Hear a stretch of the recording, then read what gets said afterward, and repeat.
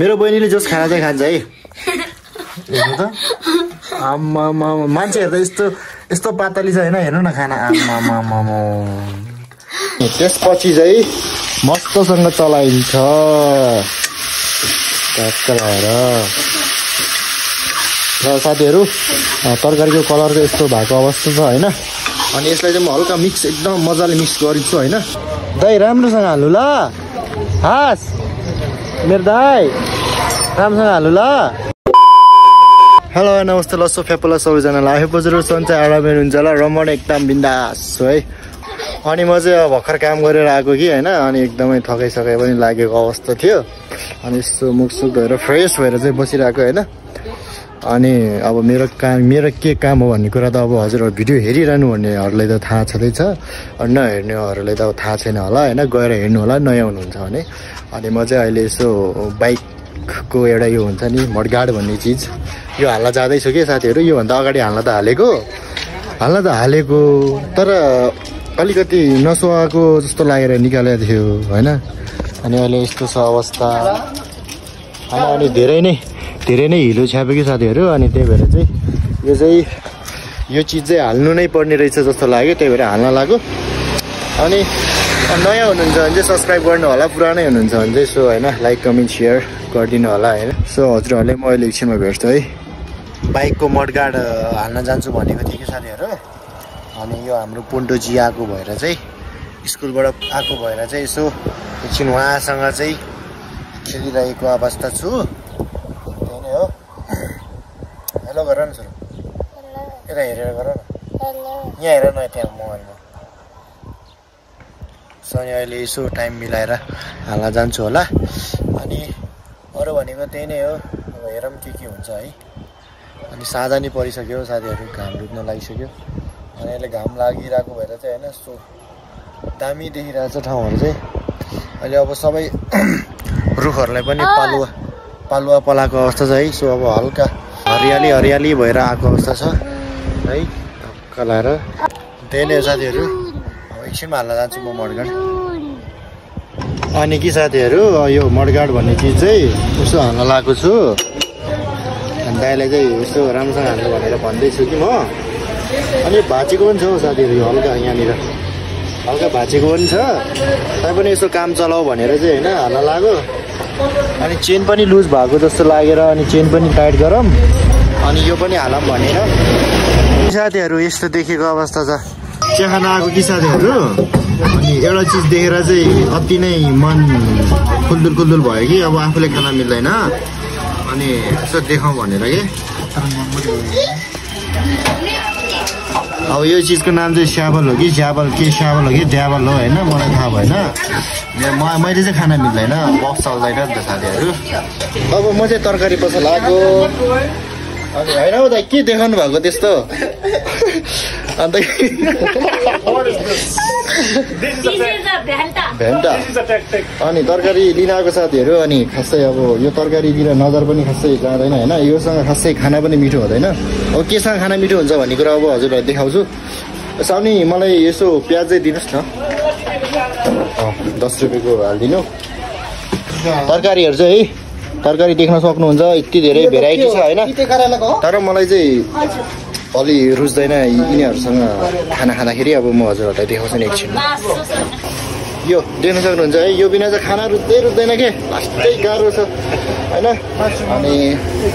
यो बिना खाना रुच्दैन हैन अब त्यही नै हो अब यसो खाना पकाइन्छ खाइन्छ अब किनिसकेको छौं भनौं न भट्का लाएर मासु हैन अब कतिको भन्ने कुरा गेस गर्नु होला हजुरहरुले धेरै त हैन थोरै मासु लिएर पनि अब घर आइसक्यो साथीहरु अनि अब पकाउनेतिर लाग्न लाग्यो म चाहिँ अनि त्यही नै हो मैले मासुको लागि गोलभेडा हरियो प्याज अनि यता प्याज अदुवा लसुन त्यसको पेस्ट पनि बनाउनुपर्छ अदुवा लसुनको पेस्ट अनि अरू भनेको म हजुरहरुलाई देखाउँछु मेरो मासु पकाउने तरिका चाहिँ कस्तो रहेछ भन्ने कुरा हैन सो अब काट्नेतिर लाग्नु एकचोटी अनि छोरो होमवर्क गर्यो खोइ हेरौँ त हेरौँ खोइ यो हो होमवर्क हो बेबीको होमवर्क हो हजुर सिद्धो त्यहाँ पनि रहेछ ल ल फिनिस गर्नु हास त्यो मिस्टेक भएकोहरू मेटेर गर्नु हास ल ल मेटेर गर्नुहोस् न मेटेर हास ल ल साथीहरू छोरा चाहिँ होमवर्क गरिरहेको अवस्था छ म चाहिँ यता खाना बनाउनु लागेको छु काट्नेतिर लागौँ न त सो साथीहरू मलाई त्यस्तो काट्नु चाहिँ त्यस्तो झन्झट चाहिँ छैन साथीहरू किन भन्दाखेरि पहिला मैले होटेलहरूमा धेरै काम गरेको थिएँ नि त अनि काट्नलाई चाहिँ त्यस्तो मलाई त्यस्तो झन्झट छैन साथीहरू मस्त काटिन्छ मस्त पकाइन्छ पकाउन पनि आउँछ होइन सो आफूलाई आउनेसम्म चाहिँ पकाइन्छ खाइन्छ होइन अनि हजुरहरूलाई चाहिँ कस्तो लाग्यो यसो बनाउँदा साँच्ची भनेको जाँदैन मासु बिना खानै जाँदैन यार गाह्रो छ जिन्दगीमा गाह्रो छ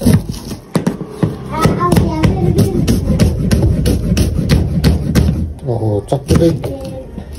चाहिँ अलि धार नपुगेको हो कि भन्ने लागिरहेको छ साथीहरू सर्लक्क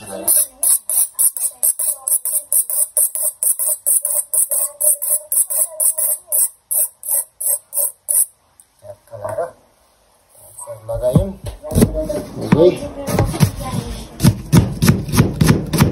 काटिन्छ आँसुको आउन थाल्छ हौ फेरि है प्याज काट्न थालेपछि त पेस्टले पनि काटौँ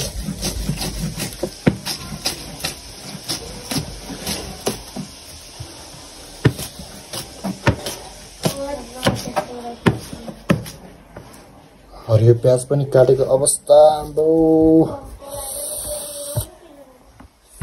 साथीहरू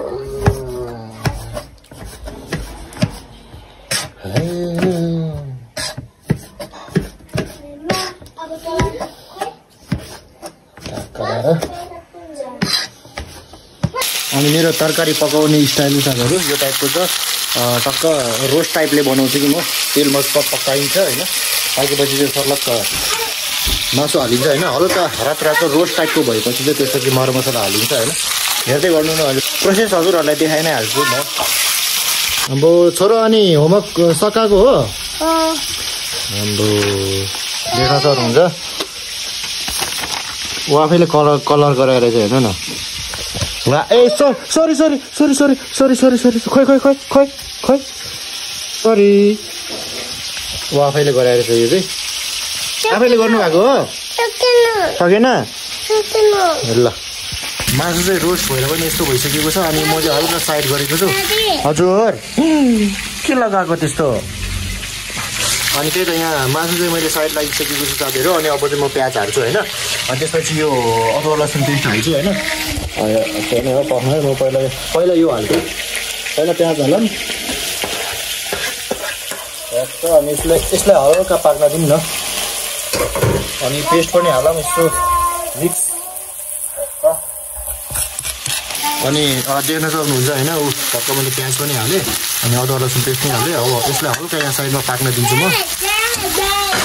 Yes, my son. What happened? Daddy. My English is good. Daddy. Yes. Oh no. ल त्यही नै हो अब एकछिन यसलाई पाक्न दिउँ अनि त्यसपछि म मरमसलाहरू पनि हाल्छु मसला चाहिँ के हाल्छु भन्ने कुरा देखाउँछु बस्नु है तपाईँहरूलाई एकछिन यसलाई पाक्न दिउँ अब चाहिँ साथीहरू म मसला यहाँ गइरहेको छु है ट्याक्क लाएर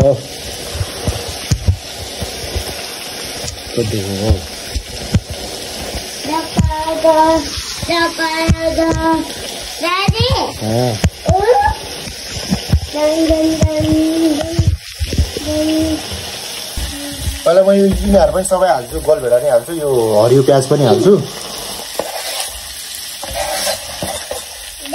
कलर हालिन्छ हजुर यस माइ सन व्हाट ह्यापन हजुर पहिला म नुन हाल्छु साथीहरू देख्न सक्नुहुन्छ अलक्क तरकारी अनुसार टक्क लगाएर नुन होइन त्यसपछि चाहिँ 12 मसला साथीहरू म चाहिँ धेरै खासै धेरै मसलाहरू युज गरेँ 12 मसला धेरै 12वटा गरी मिक्स हुन्छ अरे नि त होइन टक्क 12 मसला त्यसपछि हल्का रातो खुर्सानीको धुलो बेबी आफै खानु बेसार बिरयानी खानुहोस् के अनि देखि नै हाल्नुभयो म चाहिँ त्यतै हाल्छु जुन अहिले देखाएको कुराहरू अनि चिकन मसला थोरै मस्त मिक्स गर्छु अनि त्यसपछि चाहिँ यस्तै 2-3 मिनट मस्त छोप्छु होइन हल्का ग्रेभी टाइपको होस् न अनि त्यसपछि चाहिँ हल्का त्यही अनुसारको अब आफूलाई कति चाहिन्छ झोल होइन त्यही अनुसार झोल हाल्छु म अब यसलाई हल्का मिक्स गरिसकेँ होइन देख्न सक्नुहुन्छ मिक्स गरिसकेँ अनि म चाहिँ सर्लक्क छोपिदिएको अनि यता खाना पनि रेडी हुँदैछ पाक्दैछ होइन म त दम गर्छु साथीहरू यार छोरो पनि आइसक्यो ठिक छ खानुपर्छ खाना नखानु भनेको होइन खानुपर्छ तर अति नै खानु रहेछ यार खाना सानै पनि खाएँ अब ओछ्यानतिर पसिसकेको छौँ अनि साथीहरू है अब आज के गरेँ भन्ने कुरा त हजुरहरूले देखि नै हाल्नुभयो यसो हल्का मासु पकाउन पनि सिकाइदिएँ हजुरहरूलाई आयो हजुरहरू मबाट हल्का इन्सपायर भएर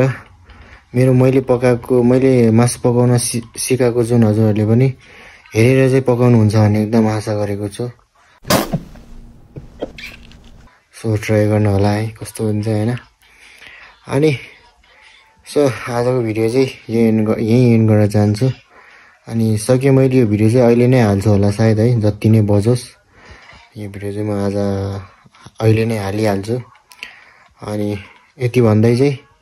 आजको भिडियो टुङ्गाउन चाहन्छु नेक्स्ट भ्लगमा भेट्नुपर्छ अनि मैले चाहिँ आज मोटो भ्लग बनाइनँ अब हजुरहरूलाई कतिले मनपर्छ सो एक कमेन्ट गर्न सक्नुहुन्छ मेरो काम भनेको नै त्यही हो हजुरहरूले मैले अघि नै भनि पनि हालेँ अनि मेरो काम नै त्यही हो प्रायःसम्म नत्र त्यही भ्लग पनि ल्याउन चाहन्छु समटाइम यस्तै भ्लगहरू पनि है सो अनि इन्जोय गर्नुभयो होला अन्तिमसम्म हेर्नुभयो होला त्यसको लागि धेरै धेरै धन्यवाद अनि भिडियो चाहिँ यहीँ एन्ड गर्न चाहन्छु हस् त जय नेपाल टाटा बाई बाई